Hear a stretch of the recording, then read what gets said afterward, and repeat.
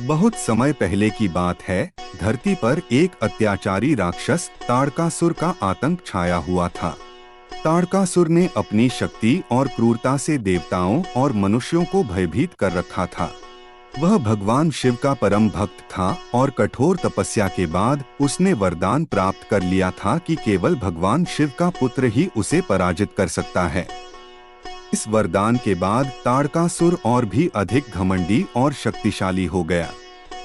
उसने धरती, आकाश और पाताल तीनों लोकों में हाहाकार मचा दिया। देवताओं ने असहाय होकर भगवान शिव से प्रार्थना की कि वह ताड़कासुर के आतंक से उन्हें मुक्त कराएं।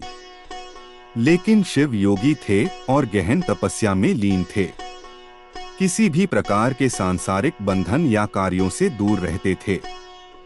देवी पार्वती भी भगवान शिव से विवाह करने के लिए तपस्या कर रही थीं, ताकि वह एक पुत्र को जन्म दे जो ताड़कासुर का विनाश कर सके।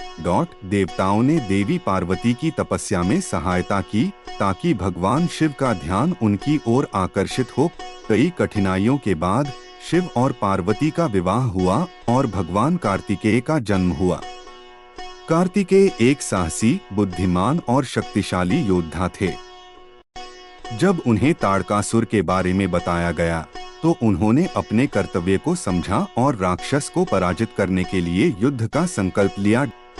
ताड़कासुर को यह विश्वास था कि उसे कोई पराजित नहीं कर सकता। उसकी सेना विशाल थी और उसकी शक्तियां असीमित। लेकिन कार्तिकेय ने साहस और धैर्य के साथ ताड़कासुर का सामना किया। दोनों के बीच भयंकर युद्ध हुआ।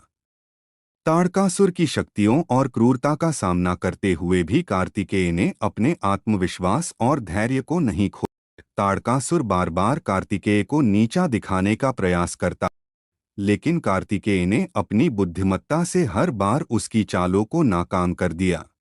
अंततः कार्तिकेय ने अपने दिव्य अस्त्र से ताड़कासुर का अंत किया और तीनों लोकों को उसके आतंक से मुक्त कराया।